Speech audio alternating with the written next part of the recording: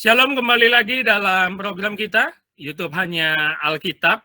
Dan kita masih di dalam bincang-bincang bersama rekan-rekan hamba Tuhan, mahasiswa teologi dan para teolog-teolog untuk berbincang-bincang membahas problem-problem yang ada di dalam iman kekristenan. Dan kali ini kita membahas satu tema yang judulnya provokatif sekali, tetapi tonton dulu sampai habis. Jangan nilai sesuatu dari judulnya saja ya. Anak di luar nikah itu berkat dari Tuhan. Wah, ini provokatif sekali ya. Jadi kalau mau menyalahkan, jangan salahkan saya, salahkan narasumber nanti ya. Anak di luar nikah itu berkat Tuhan. Nah, ini jarang kita dengar ya. Tapi sekali lagi saya katakan, kita tonton dan dengar dulu penjelasannya ya. Ini akan berkaitan dengan pelayanan anak-anak jalanan di Kabupaten Biak, Papua. Oleh karena itu kita kedatangan narasumber langsung orang asli Papua, yaitu Pak Arianto. Selamat malam, Pak Arianto. Selamat malam, Pak. Minta maaf, Pak, bukan sendiri orang asli Papua, orang Kupang yang tinggal di Papua, begitu, Pak. Oh, Bapak orang Kupang yang tinggal di Papua ya? Oh, siap, betul, siap. Orang Kupang yang tinggal di Papua. Pak Arianto sendiri adalah seorang penginjil yang sangat giat dalam pelayanan kemana-mana, dan beliau adalah alumni I3 Batu Malang. Oleh karena itu, hari ini penjelasannya pasti akan sangat baik untuk kita dengarkan. Baik, Pak Arianto. Kira-kira coba kita perlu menjelaskan mungkin kepada penonton yang akan menonton ini, Pak Arianto. Apa maksud dari tema kita ini? Anak di luar nikah itu berkat Tuhan. Iya, Pak. Di dalam pelajaran saya, itu Pak ya, di Biak ini, untuk anak-anak yang ada di jalanan, atau anak-anak yang memang mereka mungkin diterlantarkan oleh orang tua mereka, apalagi kalau anak yang memang punya ayah tapi tidak punya ibu, juga punya ibu tapi tidak punya ayah. Karena kebanyakan dari mereka ini anak-anak yang memang lahir di luar nikah, begitu Pak. Sehingga mereka terlibat dalam Ibon, mengisap Ibon, juga komiks, meminum komiks, dan saya memang seorang penginjil, Pak, dan saya mengenal mereka karena saya menginjil itu sedikit kesaksian bahwa saya menggunakan ojek, begitu Pak. Jadi saya sebagai ojek dan saya keliling kota Biak sehingga saya mudah untuk bertemu dengan mereka, begitu Pak. Baik, saya potong dulu, Pak. Saya potong dulu. Ini maksudnya anak di luar nikah banyak di Kabupaten Biak. Ini karena apa? Apa karena prostitusi di sana marak atau bagaimana ya? Bukan Pak, karena seks bebas gitu aja. Iya, di tempat di Biak ini juga prostitusi banyak Pak. Justru banyak kafe-kafe di sini Pak, begitu. Oke. Iya. Jadi anaknya lahir nggak diurus gitu ya? Iya, anaknya ada yang lahir nggak diurus, dan memang ada yang juga dititipkan sama kakaknya atau keluarganya, atau juga dititipkan sama neneknya atau tetenya atau kakeknya, begitu ya Pak ya. Dan itu saya temui anak-anak yang ada di jalanan yang memang hidupnya mengkonsumsi lem, begitu Pak. Juga komiks, begitu. Nah, itu dari mana datangnya pengaruh lingkungan menghisap lem Ibon dan meminum komiks? Apakah memang sudah turun-temurun berada di Kabupaten Biak itu, perilaku seperti itu, atau bagaimana? Kenapa lem Ibon dan komiks itu, Pak Arianto? Setahu saya Pak, memang komiks dan Ibon ini sekarang lagi tren-trennya secara khusus di Papua, begitu Pak. Oh gitu ya? Iya, juga karena barangnya memang mudah untuk didapat. Dan saya belum tahu selak-beluk itu datangnya dari mana mereka bisa mengkonsumsi itu Pak. Cuman memang di sini minuman beralkohol juga dijual, begitu Pak. Lem Ibon itu lem kambing ya Pak ya? Iya. Lem Ibon itu lem kambing? Iya, yang biasa pakai untuk lem kayu atau ini Pak. Oh iya, iya. Dia mengeluarkan bau yang membuat kita ketagihan ya? Iya, betul Pak. Jadi akhirnya mereka kecanduan, dan itu membuat sampai mereka bisa berpikir yang aneh-aneh, begitu. Bahkan berhalusinasi pun bisa Pak, begitu. Oke. Nah kalau yang komiks dicampur dengan? Extra Joss. Iya, Extra joy. begitu Apa Pak. dampaknya Pak ketika mereka meminum itu? Itu mabuk Pak. Jadi kalau kita tidur, kalau kita minum itu terus kita tidur di tanah itu semacam bintang jatuh kalau pada Oh ya? malam hari begitu ya. Iya. Jadi itu membuat kita sempoyongan begitu Pak. Oh, udah kayak ekstasi ya? Iya, semacam begitu Pak. Oh, oke. Nah, ini kan satu fenomena yang menarik juga ya dalam pelayanan Pak Arianto ya. Ternyata banyak anak-anak terlantar atau tanda kutip kalau saya bisa menggunakan bahasa yang agak kasar ya anak haram lah Pak Arianto ya. Iya. Anak haram yang ditelantarkan dan akhirnya mereka terpengaruh lingkungan meminum obat komiks ya seperti ekstasi dan juga mengisap lem ibon ya. Iya. Berarti dari semua anak-anak itu kebanyakan tidak bersekolah Pak ya? Ada yang bersekolah Pak, ada juga yang putus sekolah begitu. Ini anak-anaknya bisa Bapak range umur berapa kira-kira semua yang melakukan perilaku lem Ada juga ibon dan ada komiks? juga yang SD, ada juga yang SMP, SMA begitu. Oh, gabung-gabung ya? Ya, gabung-gabung. Jadi anak-anak ini suka berpindah-pindah tempat begitu Pak. Mereka bisa berkumpul di Biak. Ketika kapal masuk dengan dapat dijangkau tiketnya yang cuma murah, itu mereka bisa berpindah tempat ke Jayapura atau ke Nabire, Manokwari, semacam begitu Pak. Kadang mereka kumpul semua di Biak ini begitu. Oh, oke. Jadi mereka di Biak ini punya tempat-tempat tertentu di mana mereka kumpul begitu. Jadi betul-betul mereka seperti hidup bebas saja gitu ya, nggak ada aturan sama sekali ya, Iya. ditelantarkan. Nah, kalau begitu, menurut Pak Arianto, bagaimana pandangan Alkitab melihat ini? Kenapa Pak Arianto berani mengatakan anak di luar nikah itu berkat? Dari mana pandangan Alkitab Pak Arianto? Iya, saya berpandangan begini Pak. Ketika Allah memberkati Adam dan Hawa, berkat untuk beranak cuculah memenuhi bumi dan taklukkanlah bumi ini. Untuk berkat untuk keturunan itu memang sudah pasti datang dari Allah begitu Pak. Ya.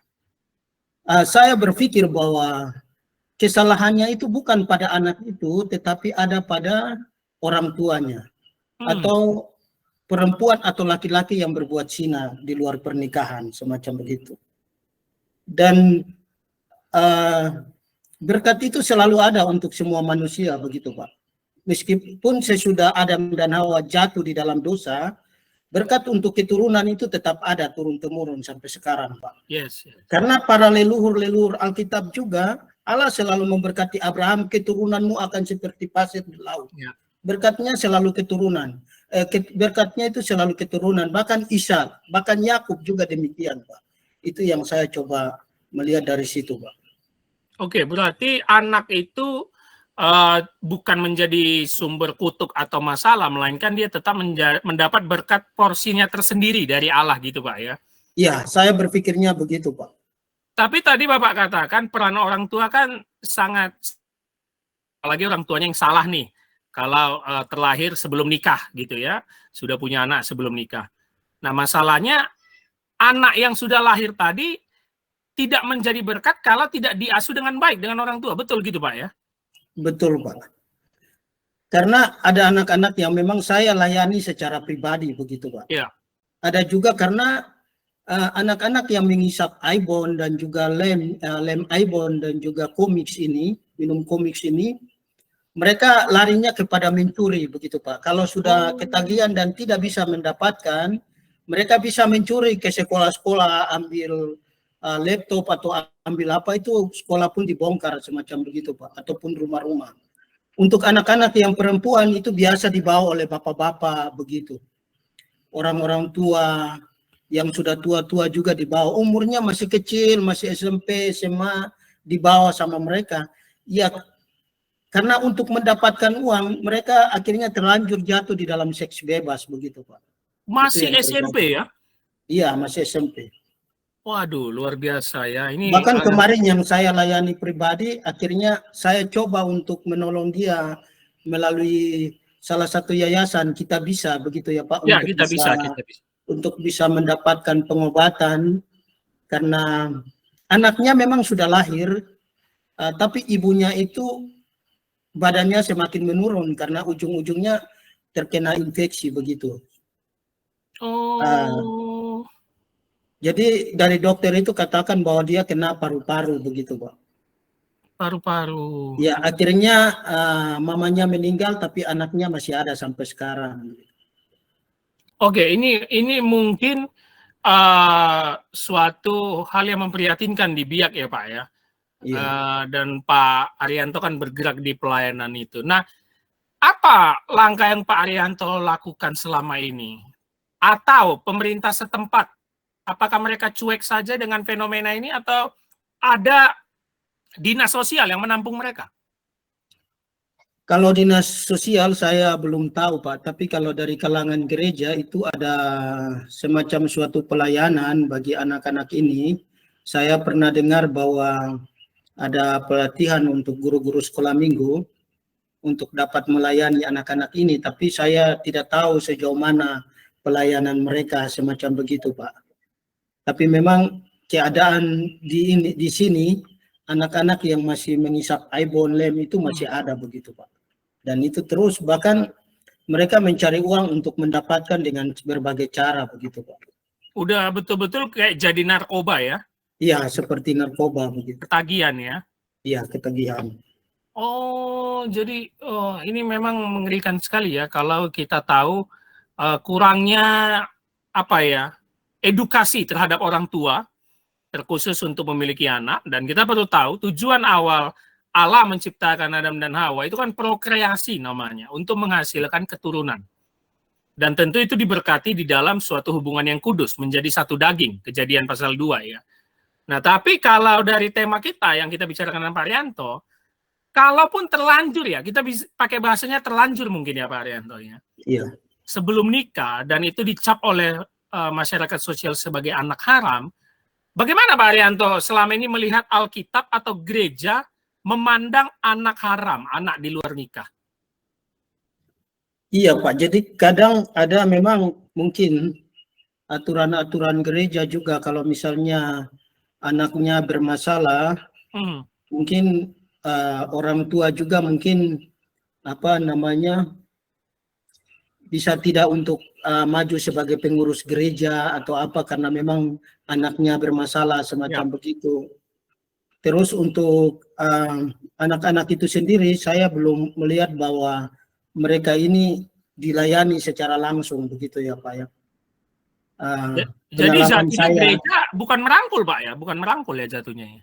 Iya, memang mungkin kalau ada yang merangkul tapi itu pribadi-pribadi Pak. Oke. Kalau mungkin dari gereja saya belum melihat untuk hal itu begitu Pak. Memang pernah ada gereja yang memang merangkul anak-anak ini, tapi mereka akhirnya mau untuk yang merangkul ini, dia seorang pendeta, saya tidak usah menyebut namanya, akhirnya dibaptislah ulang anak-anak ini.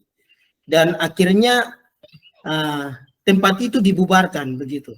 Tempat apa itu Pak? Tempat penampungan anak-anak ini begitu. Tempat penampungan anak-anak yang lemaibon. Iya, betul. Dibubarkan oleh ini keamanan, Pak. Oh, mereka nggak senang gitu ya? Iya, karena mereka memang ditampung di situ. Tapi anak-anak ini kan bukan jemaatnya dia begitu. Tapi dia melakukan seenaknya untuk membawa mereka untuk mengikuti dia begitu, Pak. Oke. Nah, mungkin kalau bisa saya rujuk ya di Alkitab, anak haram yang paling terkenal di Alkitab itu mungkin juga rekan-rekan yang menonton pasti tahu. Salomo itu sebenarnya masih sedikit dianggap seperti anak haram karena lahir dari Betseba kan. Betseba itu kan hasil perzinahannya Daud, ya, istri orang Betseba itu, sehingga lahir Salomo. Bahkan Pak, sebagai info ya, salah satu literatur di dalam teks Perjanjian Lama menganggap kan ada hukuman Allah Pak terhadap anak Salomo yang dikandung Betseba mati kan? Iya. Itu sebenarnya kisah yang disisip supaya tidak dianggap Salomo anak haram. Jadi teksnya itu bukan ada anak Salomo dengan Betseba, dengan Daud Betseba ada anak yang mati, yang sampai Daud nangis-nangis gitu ya. itu sebenarnya disisipkan oleh salah satu orang penulis-penulis zaman dulu supaya mereka tidak malu bahwa Salomo lah anak hasil Daud dan Betseba, perzinahan artinya anak Aram. Dan kalau kita tahu ceritanya, ya Salomo tetap dilindungi Tuhan dan diberkati Tuhan, begitu Pak ya? Ya, betul Pak. Ini sama dengan yang Pak Arianto katakan tadi, bahwa ya berkat Tuhan sekalipun anak itu lahir secara di luar pernikahan, tetap ada berkat yang melimpahinya. Tapi yang menjadi masalah Pak Arianto, dengan kasus begitu banyaknya anak memakai lem Ibon dan obat komiks di Biak, di mana Bapak melihat ada berkat Tuhan dalam diri mereka? Saya melihat begini Pak, anak-anak ini masih diberikan kehidupan, begitu ya Pak ya. Bahkan anak-anak ini juga masih mempunyai talenta-talenta yang lain semacam begitu. Oke. Ada yang memang bisa untuk bermain musik, ada yang bisa untuk bernyanyi. Namun karena pergaulan bebasnya mereka, ketidakperhatiannya orang tua, bahkan memang lahir dari keluarga yang semacam begini, saya melihat bahwa sebenarnya berkat Tuhan itu ada untuk mereka secara pribadi ya Pak. Karena kalau Tuhan tidak memberkati mereka sampai saat berkat itu kan bukan berupa materi aja ya Pak ya. Ya. Kehidupan saja itu sudah luar biasa itu Pak. Ya, saya berpikir bahwa tidak punya apa-apa, yang penting hiduplah begitu Pak. Oke, itu tadi main musik maksudnya penting. Di gereja atau bukan Pak? Iya. Yang mereka bisa main musik itu di gereja atau bukan? Iya, mereka bisa main musik di jalanan begitu ya. Oh, di jalanan ngamen Pak ya? Iya. Bahkan mereka pernah saya ajak untuk mereka bernyanyi, tapi mungkin mereka malu dengan keadaan mereka yang ada sebenarnya. Begitu, Pak. Karena anak-anak semacam ini bisa ketahuan mereka kalau mereka jalan begitu Pak. Oh, karena gimana mandi, itu, Pak? Ya jarang mandi, terus kelihatan juga giginya yang hancur, hitam-hitam, semacam begitu Pak. Jadi kita bisa tahu anak ini begini Pak. Oh, boleh Bapak terangkan lebih lanjut mungkin selama ini yang Bapak perhatikan atau yang Bapak tahu secara medis itu ciri-ciri itu karena apanya? Komiksnya atau lem Ibonnya tuh? Itu ciri-cirinya bisa karena Ibon atau juga yang lem. Gigi hancur?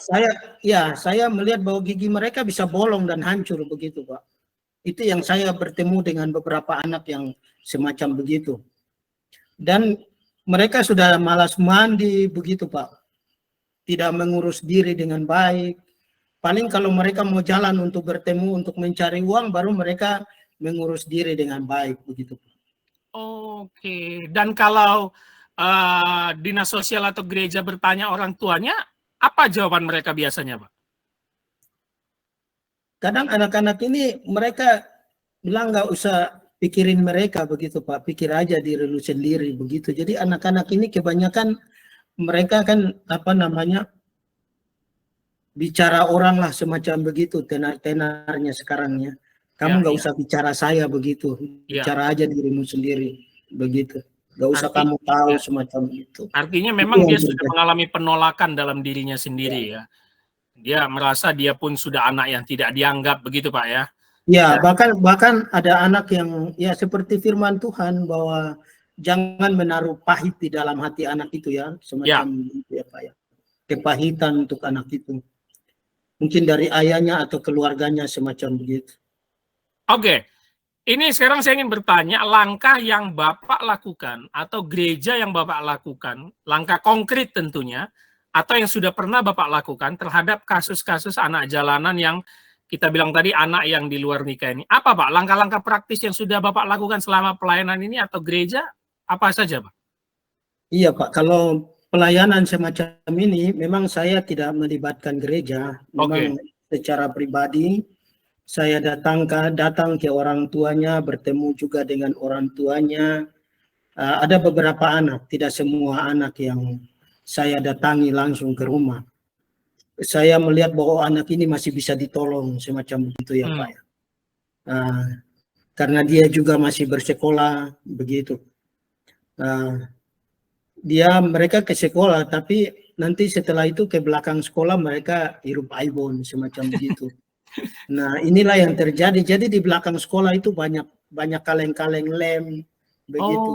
obat-obat komiks. Jadi di belakang sekolah kalau hutan besar itu kemungkinan ya mereka ada di situ lah Pak.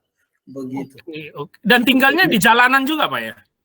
Iya, kadang mereka kumpul bisa rame-rame di satu tempat, bahkan ada tempat di tempat pinggir pantai yang menjadi pusat mereka untuk berkumpul di situ begitu Pak. Jadi tempat mereka bukan satu saja Pak, ada banyak tempat begitu. Nah kalau selama ini Bapak masih sendiri ya, dan tentu gaya pelayanan Bapak hanya menghimbau dan mengajak mereka supaya bertobat dan masih ada harapan ke depannya bagi anak-anak itu ya. Ya, kebanyakan saya pelayanan pribadi Pak. Iya pribadi. Nah lewat bincang-bincang kita ini kira-kira saran Bapak nih kepada gereja nih, apa langkah-langkah yang harus dilakukan terhadap masalah ini? Iya, untuk saran saya untuk gereja supaya dapat mengingatkan orang tua mungkin di gereja ketika dalam gereja setelah ada pengumuman atau apa begitu untuk lebih lagi peduli terhadap anak-anak, memperhatikan anaknya sudah pulang atau belum, agar bisa dapat lebih peduli lagi terhadap anak-anak mereka begitu Pak. Ada perhatian khusus dari orang tua untuk melihat anaknya itu berada bersama mereka di rumah atau tidak, semacam begitu. Artinya gereja juga harus mengedukasi supaya tidak sembarangan melakukan seks bebas ya. Ya, betul Pak. Karena anak juga harus, anak itu kan berkat Tuhan yang harus ditanggung-jawabi, begitu Pak ya. Ya dan betul. Ini menjadi masalah memang Pak di Kabupaten Biak atau Papua Pak ya, bahwa seperti bincang-bincang dahulu yang kita berkaitan dengan HIV/AIDS, bahwa ini sekarang menjadi masalah besar karena gampangnya terjadi seks bebas dan banyaknya anak di luar nikah gitu Pak ya. Iya. Nah kira-kira kalau dari pemerintah setempat atau pihak medis rumah sakit untuk mendukung kegiatan melayani mereka, apa yang harus dilakukan Pak? Apakah memang lem Ibon harus produksinya dipotong atau bagaimana kira-kira menurut Bapak? Iya Pak, memang di sini kita melihat bahwa sempat waktu itu saya melihat bahwa obat-obat semacam begini ini udah jarang kelihatan gitu. Tapi memang ini kebutuhan. Jadi mereka biasanya beli itu di apotik semacam begitu ya Pak ya. Di apotik-apotik mereka datangi terus mereka beli satu itu renteng yang besar begitu untuk komiks, dan lem itu yang mereka cari di toko bangunan di tempat-tempat yang ini. Bahkan saya pernah dengar cerita dari teman saya yang di Nabire, ya. Itu justru ada orang yang belikan buat mereka begitu. Oh. Ya. Jadi ada orang yang membagi-bagikan anak-anak ini lem sama komiks ini begitu Pak. Jadi udah betul-betul kayak narkoba ya? Iya. Sampai dibagi-bagikan begitu Pak ya? Iya. Apakah itu menjadi bisnis di sana Pak? Saya kurang paham tentang begitu Pak, tapi itulah kejadian yang ada, yang terjadi semacam begitu. Oh oke. Nah yang sejauh Bapak tahu, kalau tadi kan Bapak jelaskan ciri-ciri mereka, anak-anak yang memakai lem Ibon atau komiks itu kelihatan dari rambutnya belum mandi atau giginya hancur ya.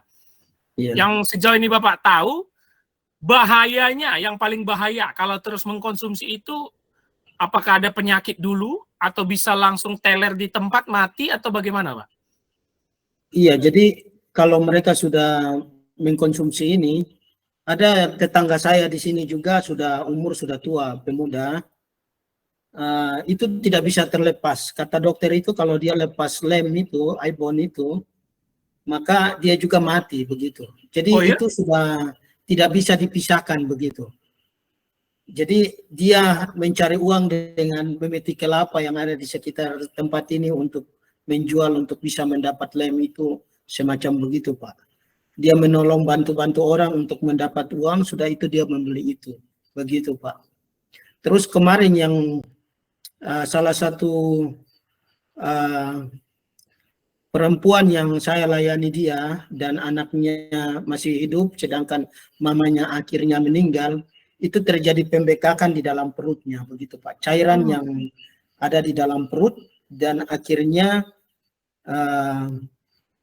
membengkak begitu. Padahal waktu dilayani itu dia yang tadi badannya kurus, dia akhirnya bertobat, menerima Tuhan sebagai Tuhan dan Juru Selamat secara pribadi, dia mulai ada kekuatan yang baru dan dia mulai makan dengan baik, sudah kelihatan sehat, badannya yang tadi kurus menjadi gemuk. Tapi lama-kelamaan itu perutnya itu semakin membengkak begitu. Ada benjolan di dalam perut dan itu cairan yang sudah tidak bisa diatasi karena sudah menyebar ke dalam tubuh yang lain begitu Pak. Sehingga waktu dibawa ke rumah sakit itu tidak bisa untuk dioperasi begitu Pak. Kalau dioperasi itu sama dengan dia harus mati begitu Pak. Jadi dokter itu karena juga komiks, Pak. Ya. Itu karena komiks. Ya, itu karena komiks begitu. Oke, jadi komiks tambah extra joss itu merusak bagian dalam tubuh ya, terutama perut tadi ya. Iya, begitu Pak. Oke, jadi sebenarnya perlahan juga ya sampai dia nanti merasakan penyakit parah baru meninggal begitu ya? Iya. Bahkan karena terjadi pergaulan bebas, akhirnya dia juga bisa mendapatkan penyakit ya semacam HIV/AIDS begitu Pak. Sehingga badannya yang tadi bagus itu kurus sampai habis begitu Pak.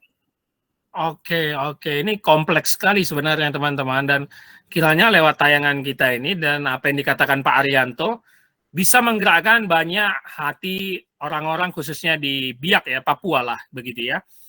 Karena mungkin setiap tren, setiap kota atau daerah itu berbeda-beda Pak ya.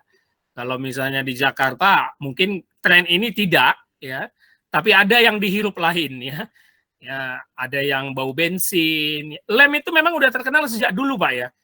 Iya, lem Aibon itu ya. Kalau di daerah saya di Medan itu lem kambing namanya Pak.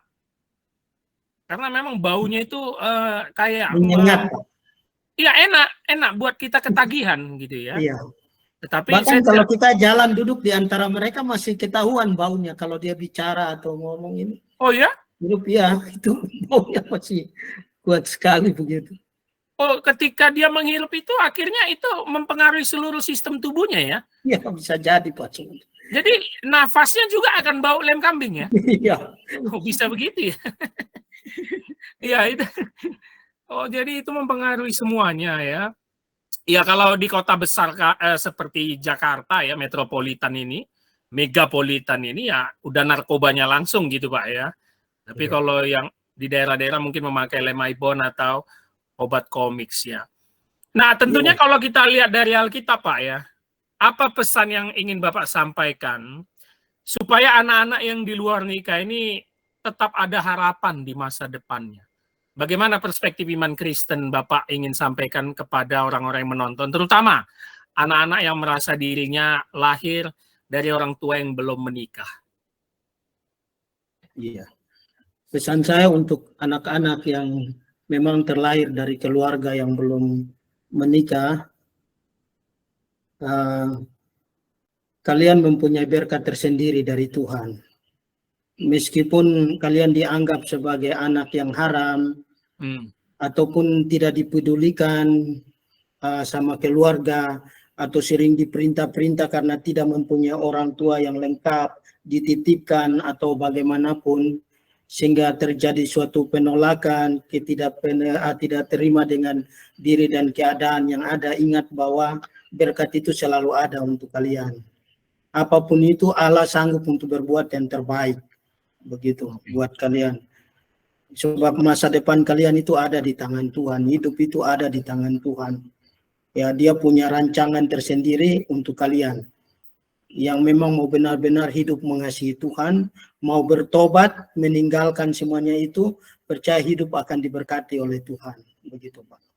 Ya, jadi yakinilah bahwa dosa orang tua kita itu tidak menjalar ke kita sebenarnya. Dan kalau kita walaupun tahu kita lahir dari hubungan yang tidak sah di mata Tuhan, tapi Tuhan yang penuh kasih itu akan memberikan yang terbaik dalam hidup kita, terutama untuk masa depan kita. Jadi jangan sesali diri, begitu Pak ya. Jangan sesali diri, jangan merasa ditolak, jangan merasa dihakimi. Nah ini penting juga buat tetangga-tetangga atau masyarakat sekitar dan gereja mungkin Pak ya. Apakah stigma menghakimi itu masih keras di sana, Pak? Masih besar sekali menghakimi anak-anak haramnya. Iya, karena kalau di sini saya melihat bahwa bukan menghakimi, tapi semacam tidak kepedulian itu kurang, semacam begitu ya Pak. Oke, Mungkin oke. ada orang-orang tertentu yang memang benar-benar peduli untuk anak-anak ini. Memang di kota ini tidak kelihatan bahwa ada orang-orang semacam anak-anak semacam begini. Kadang baru kelihatan mereka ada di satu tempat di sekitar pinggiran kota, toko atau ini, tapi kebanyakan mereka kalau mau melakukan itu ada di tempat-tempat yang tertentu, begitu Pak, yang sudah. Dan mereka nggak peduli ya, orang-orang sekitar nggak peduli ya? Iya, ada orang-orang yang memang peduli, tapi ada juga yang tidak, begitu Pak. Ya, ini menjadi problem kita bersama, supaya kita bisa menunjukkan kasih kita kepada orang-orang yang ditelantarkan, terutama anak-anak yang lahir dari hubungan di luar nikah ya Pak ya, supaya kita sebagai gereja lah, atau umat Tuhan, betul-betul menunjukkan kasih Kristus. Demikian Pak Arianto. Terima kasih untuk bincang-bincang Pak Arianto dan pengalaman pelayanannya di Kabupaten Biak. Jadi saya doakan terus pelayanan Pak Arianto maju terus untuk membawa banyak jiwa-jiwa Pak ya. Amin. Menyelamatkan anak-anak jalanan yang terpengaruh lem Ibon dan obat komiks. Dan kiranya lewat tayangan kita ini yang menonton, apalagi ada orang Papua mungkin yang menonton, bisa tergerak hatinya untuk sama-sama membantu pelayanan Pak Arianto kalau bertemu dengan komunitas-komunitas anak jalanan yang seperti itu Pak ya. Dan biarlah gereja dan juga pemerintah setempat bekerja sama untuk menanggulangi masalah ini demi masa depan anak bangsa. Baik, terima kasih Pak Arianto atas bincang-bincangnya, atas kesediaannya menjadi narasumber, menambah wawasan dan pengetahuan kita.